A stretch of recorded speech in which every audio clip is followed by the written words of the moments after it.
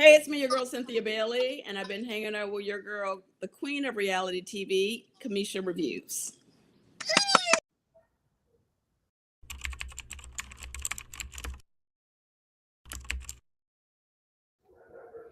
All right, y'all. Welcome back to Commission Reviews, the queen of all reality TV.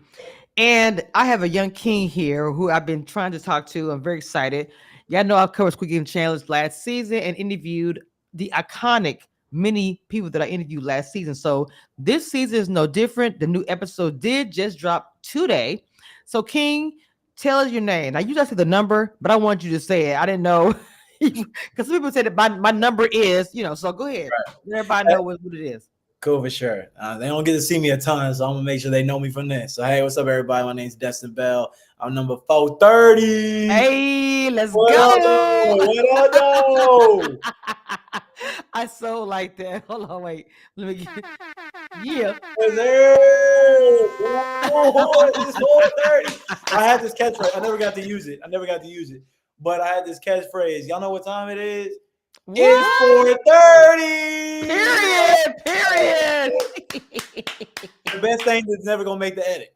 But it's all good. That's trash. That's actually a really good travesty. They should bring me back for season 3 just so I can get the joke. It don't matter. I'll get that clip and put it out anyway. No worries. So first of all, now I have my own experience with Squid Game the Challenge because I was this close, and this is my first time revealing it here, this close to being with you this season. Oh, real talk. When I say I was very close. I was literally waiting for the call in Jack. The psychology review and all that. You was like part of the last 750. Close. I was in January. I was still waiting. No, was it January? Somewhere. I was still waiting on a call. That's how close I was. And you already know by the time I'm telling you, the month I'm telling you that you already had your call already. So you see what I'm saying? So I was really waiting. You they were still, bro. They were still telling me we haven't made a final decision. They wouldn't even tell me no. I was texting the people. It was insane. Anyway, it's my own story for another day. So I want to hear about your story. The season means to me because of the fact that I was almost on it. So for me, it's important for me to talk to you guys about your experience. Yeah. So tell me about yours, from the process down to you first walking in with that green suit on. Okay. Yes. I walked through the whole process. So basically, I was a fan of the scripted show, and then I watched season 1 of the challenge. And my sister, now mind you, I'm not a big reality TV guy. Like I don't really watch a lot of reality TV. The only things I really watch, Shark Tank, which barely counts as reality TV, but definitely it's a different category than most shows. And then I had a girlfriend in the past. She really liked the challenge. She would watch Big Brother, stuff like that. So I would watch, competition reality TV. Never no Love Island, no Love is Blind, nothing like that. Right. So I really enjoyed Squid Game season 1, the challenge season 1. It was a lot of fun. It was the type of thing. And I thought in my head, like, I'm a competitive dude. Man, I dog walk these guys. I got this. Okay. Dog walk these guys and girls. I watch Red Light, Green Light. I'm thinking chumps. So my sister was a really big. I got a twin sister. So my sister, real big. Oh wow. So she said, let's apply together. Let's be a twin combo. And I slacked. I didn't even apply. So literally the last day, like I think it was end of July last year, was the deadline to put in applications. Okay. And I was literally in Cincinnati. I was there for a business trip. I was already out of town. I was sitting in my hotel. It was late. I had a flight early in the morning. Usually when I have a flight early morning, I just stay up through the night, make sure I don't oversleep. And I was sitting there, and I actually got an ad from Studio Lambert, or I can't remember who it was, or somebody who was casting. Probably was, yes. Probably was Studio Lambert. And so I saw an ad on my Instagram feed talking about applying for Squid Game, the challenge. Right. And I figured, I got time. I'm killing time. I'm not doing anything productive. Why not? So I applied. So this is like end of January or end of July. So then flash forward a couple months, October rolls around. Now, I don't know this for a fact, but I almost feel like it was tied to this. But maybe they just reached out to me because I was interested. Who knows? Okay.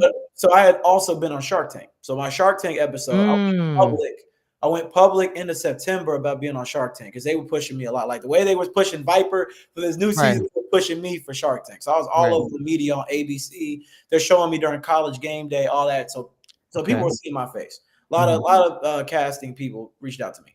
And so around that time, I got a message on WhatsApp, which, by the way, I almost missed because it was around the time my Shark Tank episode was about to air. So that's obviously a lot because not only is it just TV, but you got to prep your company, prep your team, employees, PR, all the stuff around that. You were busy. I was busy. And also they messaged me on WhatsApp. And I don't use WhatsApp. I'm an American.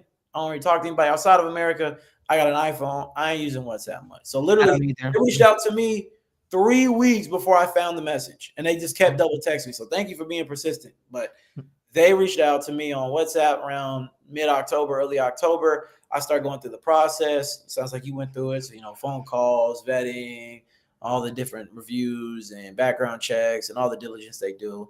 And so January, I get the call like, hey, you're a part of the 456. Cool. Hop on my flight, go to London. And then, I'm on set. And yeah, the rest is history, as they say. Wow. I gotta do a story time now because I gotta talk about this. So I loved your story. Your sister, when I had to ask, what happened with your sister? She was mad. She was mad. It was her idea. And the part that made it worse is that during the interview process, they kept mentioning like, oh, do you have any siblings or anything like that? At the time, I didn't really know. It's like, oh, you have any siblings or family or anybody you're really close to who's applying? And I mentioned, yeah, one of my team members from my company, he also applied. Then I was like, yeah, my sister, it was her idea. And so they actually reached out to her, but then she never got an interview or anything. They reached out, tried to schedule something, and then they just kind of ghosted her. And then I ended up getting cast. So that was dicey because it was her idea. And then exactly. That's crazy. What made it worse is that when I got on set, it was like 9 or 10 different pairs of parent, mother, mother, daughter, father, son, twins, brother, sister, all these different familial pairs. Obviously, it was like the twins. What made it even funnier is that the two twins, the British twins, 431, 432. I was 430. So it was like I was like the pseudo third twin. And my sister was like, oh, well, I should have been 429. Like they did me dirty. Look, man, right. That's real. And I'm interviewing them this weekend, mind you. That's real. That's real. That's crazy to me. Like that would have actually been perfect if they would have had her, you, and the two of them, and the numbers, the sequence. I don't understand. That's crazy to me. Yeah, she was sick off that for a while. I can understand. I've been completely. Even like first thing she said is like, "Oh, season 3, I'm gonna avenge 430." Like that's her pitch. That's her selling point. I'm here. You to know what? Brother. I hope she applies. And actually, no, literally, I hope she applies. And when she does her video, she needs to literally say, "I was almost on there." Whatever. So, man, I want to see her on there now. I'm fighting. I'm rooting for your sister now. Let me tell you, she'll be good TV. Which is why I'm going to be on there one day because I am good TV.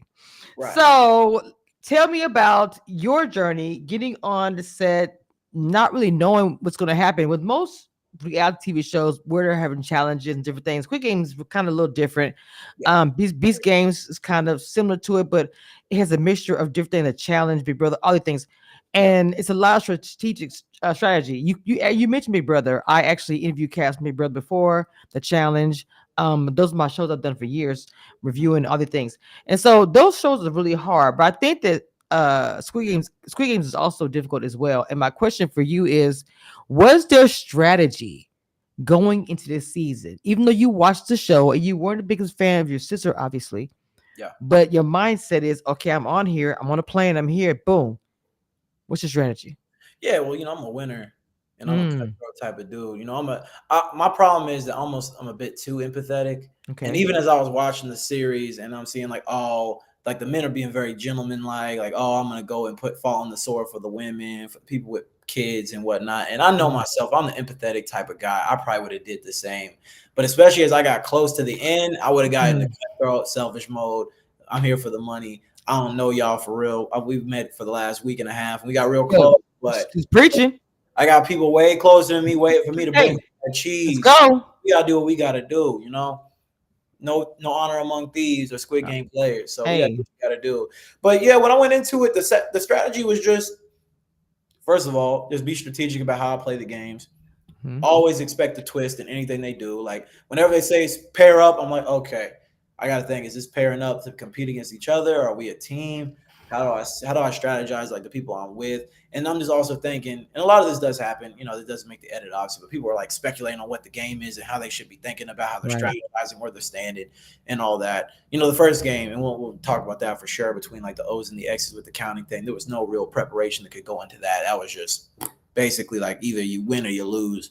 But yeah, my strategy was just to be somebody who was liked, who was known but not too known. I didn't want to be too big of a personality. Okay. somebody that everybody was cool with, but didn't stand out too much. And the reason why I asked you about that because of what you just mentioned before, with Squid Game, the challenge, with a lot of the shows, the things any kind of challenge, I can see even say football or track. My son was in track and I was in track myself. You can strategize on so many things because you are familiar and there's some play, there's things pre-done. With Squid Game, the challenge, you going in it, you don't know what is coming at you. And as I've watched this season, it's kind of a different game, in my opinion, than last season. So Yeah. if you watch last season and you go on the show expecting whatever, that's not what's happening in your season. Yeah. Did it throw you off? Because yes, you said you're a winner, you do challenges in your real life, you do this, did it throw you off going into the first challenge?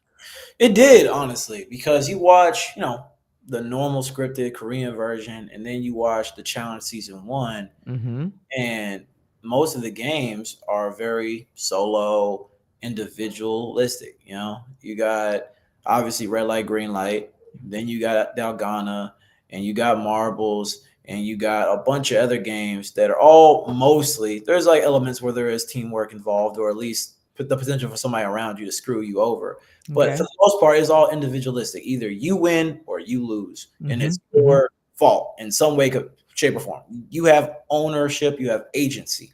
Yes. What surprised me about a lot of the games this season is that it was very team oriented. With the Mm. counting game at the beginning, with pentathlon, there's just a lot of games that your fate depended on somebody who you can't control in their effectiveness at the game. And that was a little bit disheartening because I'm a competitor and I felt like I didn't really get the chance to have the agency to be a competitor, really even be a participant in a lot of games. So that part was disappointing. Can you expound on that a bit? Why you say that? So I was an O. I don't know if you interviewed other O's yet. No, I have not. Go ahead. Yeah, so I get to be the first one to break it to you. So let me break the seal of silence for the O's. So Uh-oh. I'm one of the people who got eliminated in that first counting game. Mm. Now, the problem with the counting game is that there wasn't really any strategy involved with it. At least with pentathlon, you get a chance to actually chat with your team and figure out, like, okay, who wants to do cards? Who wants to do gongi? Who wants to do rock throw? Okay, we can kind of strategize on that. You didn't really get a lot of say in exactly who was on your team because they didn't know they were going to get split up down the middle like that. But you had a general ability to take your team and say, all right, we feel good about this. We feel good about that. Okay. With the counting game, for one, you're in there with 228 other people. So it's absolute chaos. Everybody's talking at once. We don't know each other yet. There's no pecking order established. And then you got one person who's on the twin, who's on the, the tower or whatever with the button. Right. Only he can press the button. Nobody else was allowed to go up there.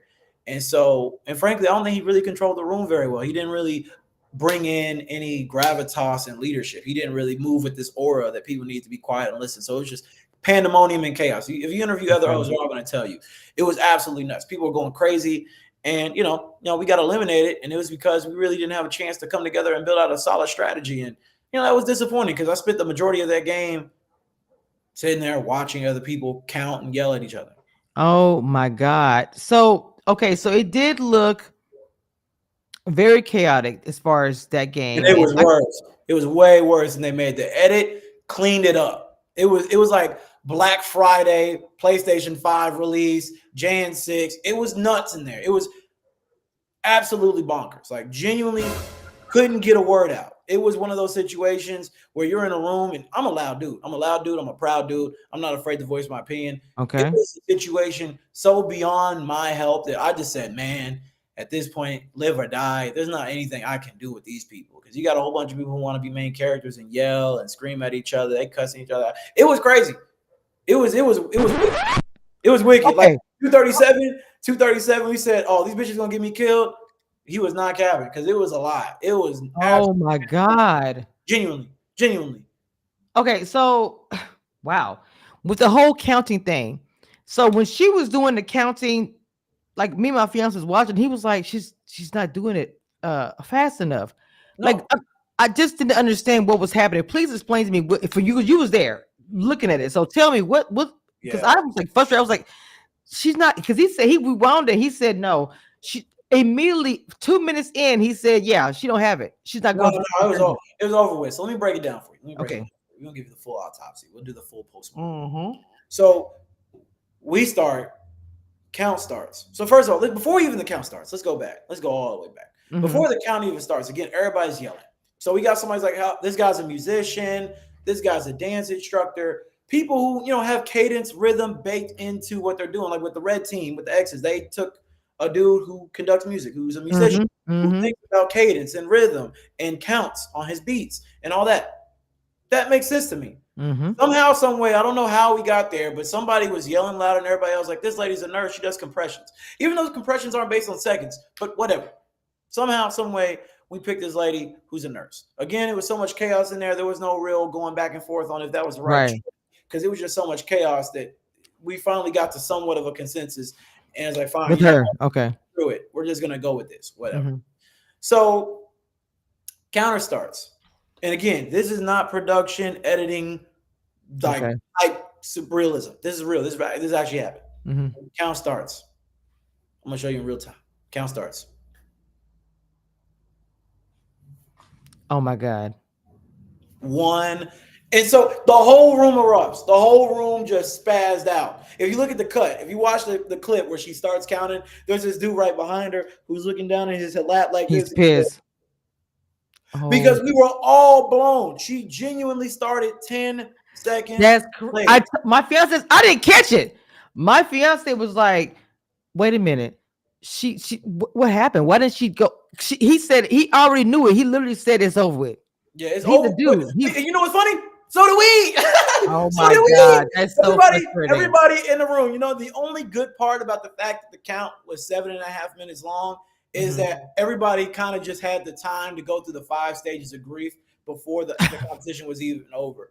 Because I got up, so literally it was genuinely 5 stages of grief where I was sitting there blown like, what the?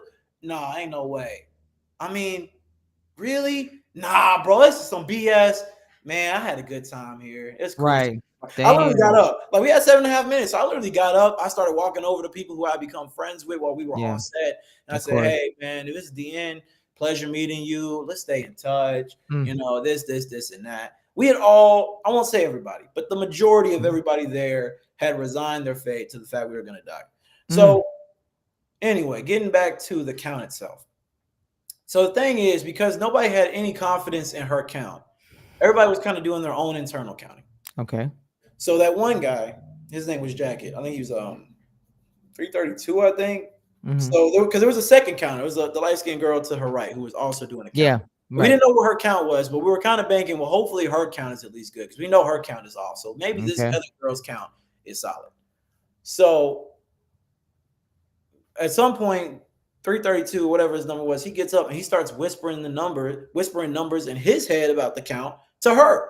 And so he throws off her count by whispering a number in her ear. So now nobody trusts Ida's count, 205, who was doing the counting with the compressions. Yeah. Then she lost her count. And so now you got a room of people who all are counting different speeds. Somebody's counting too slow. Other people are counting too fast. And there's no single source of truth on who's got the count. And then the twin, because then at that point, the buffer was like, oh, the twin, were you counting? Were you counting in your head? He says, no. So he wasn't, which again goes back to my point, like, okay, well, he wasn't counting. Her count's off. She lost her count. And now you got a room of 224 people who are all saying, don't press the button, press the button, press the button. At that point, it's like, just press it. At this point, we're punting all the money on Dogecoin, on PooCoin, whatever. You feel me? We're either going to go bust or we're going to make $1 million. Let's just press the button. Screw it. So we pressed the button, and genuinely the room morale was low. You could take a room of 10 atheists, and I promise you they would have had more faith in the people. Oh, wow. Damn.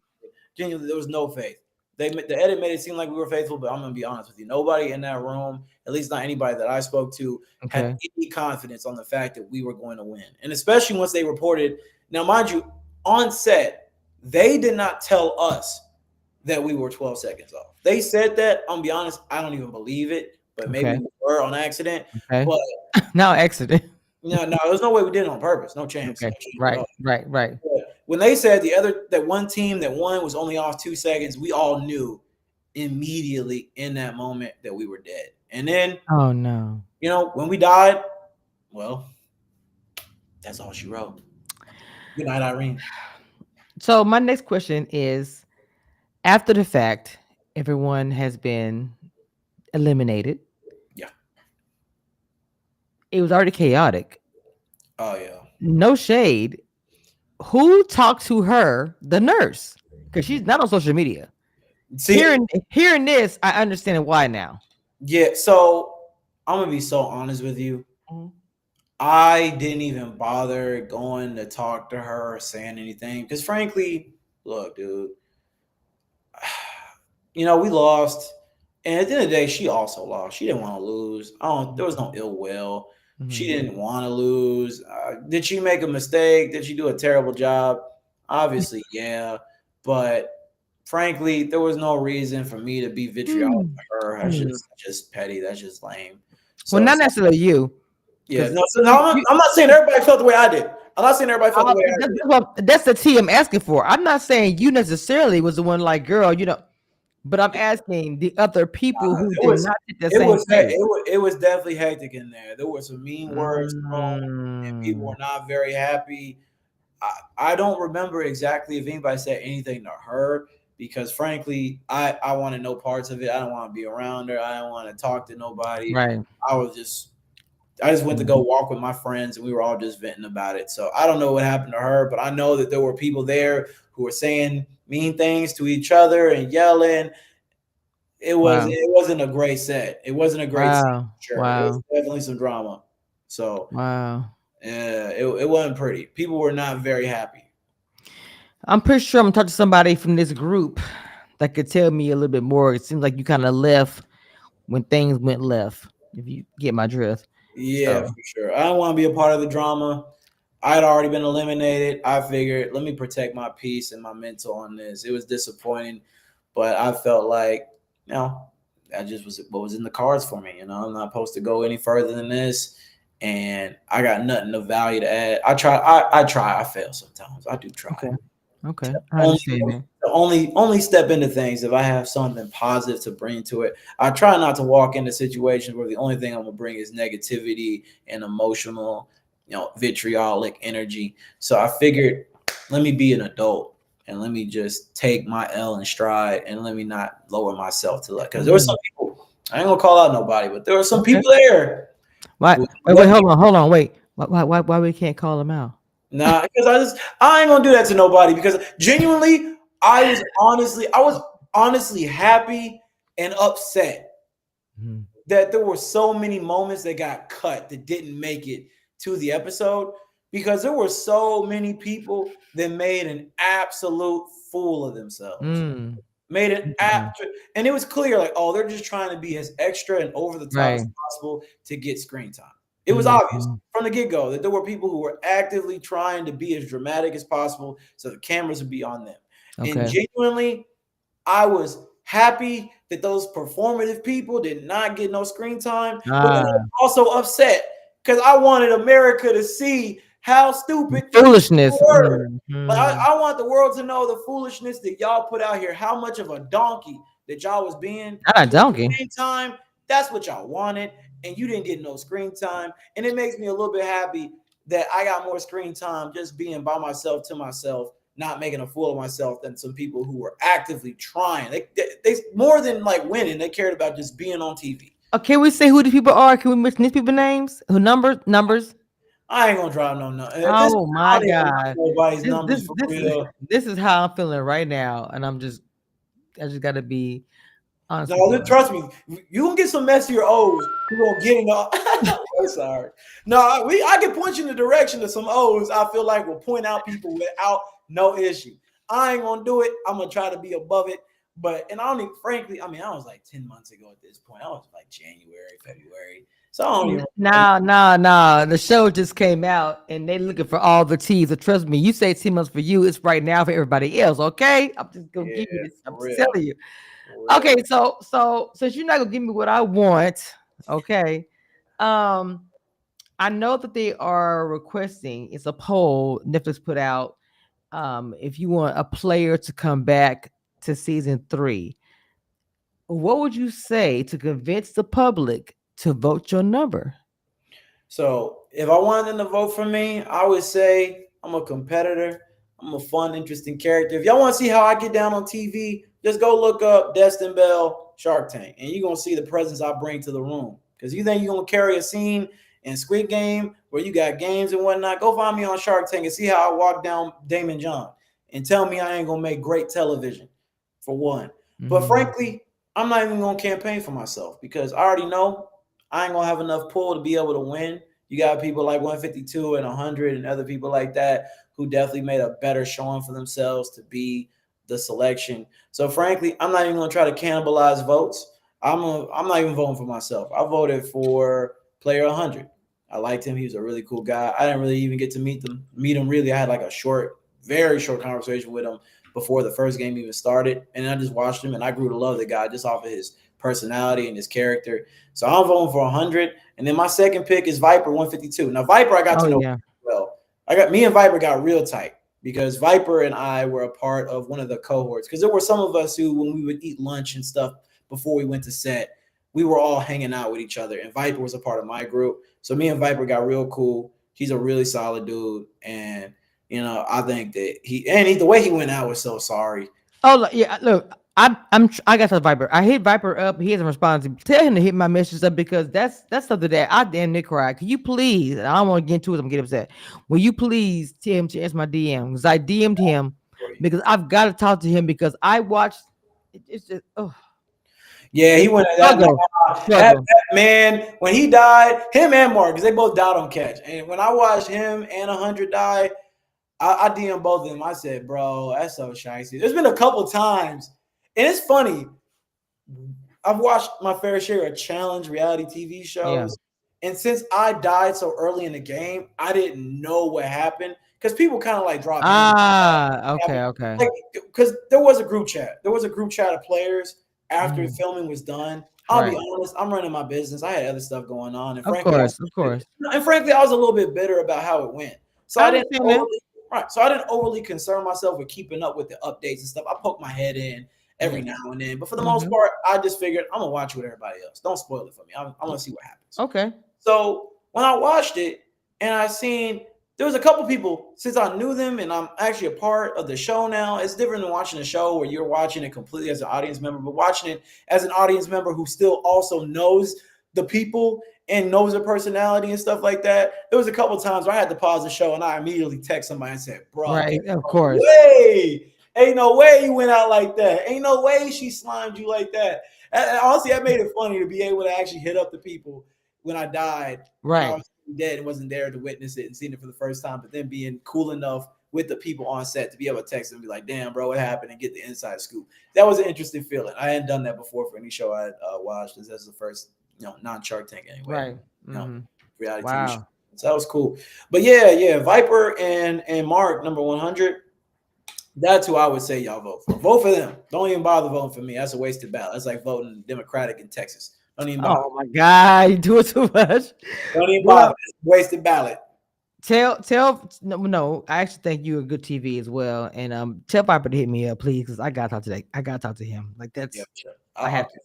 I'll pick him. Because I DM'd him, he didn't respond. I know he probably had a lot of DM, but since I talked to you, he getting blown up right now for sure. I know. So I'm telling you, go ahead and go through all this. He can reviews up. She want to talk to you.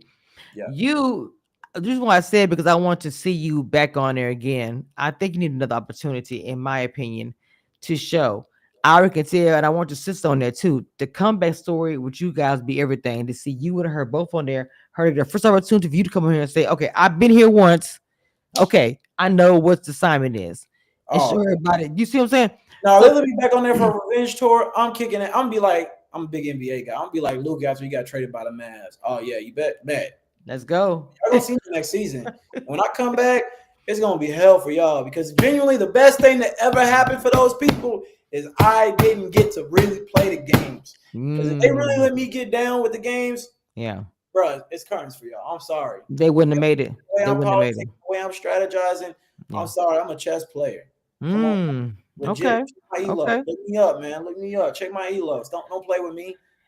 I got make sure you guys go and vote. I got a thing for sharks, aquatic-based reality TV. I conquered the Shark Tank. What am I gonna do with some squids? I already swam with sharks. No, you didn't. Okay, that was cute. Come on now. That was cute. The Shark Tank. You think I'm afraid of the Squid Game? Come on now. You know what happens? You put a couple of squids in a Shark Tank. Dinner. We already know. Lunch and dinner. Look, you see that in the corner? That's what he want. He want that pig and that coin. Right. Come on, man. Stop playing with me, dog. Make It's about to be calamari game if I'm in there. Stop playing, bro. sure y'all go and put the number 430 up in the box. Netflix has his poll going out for season 3. Come on, y'all. Y'all want to see him on there again so he can really show you guys what he can actually do and really just pretty much beat everybody. Because I feel like he's cocky enough that he'll just do that. Okay. I appreciate you taking time out. I'm so sorry for the technicality issue with the spectrum and all the things, but I was really enjoying this conversation and really happy that you were able to come on my channel and talk. I have more interviews coming up, guys, with Squid Games for the rest of this whole weekend and also other networks as well. I want a surprise coming up soon. This is Commissioner Views with Queen of Reality TV. One thing I want you guys to know, and that nothing that will never change about this, I am the queen of reality TV. Don't get it twisted and don't doubt it. It is what it is.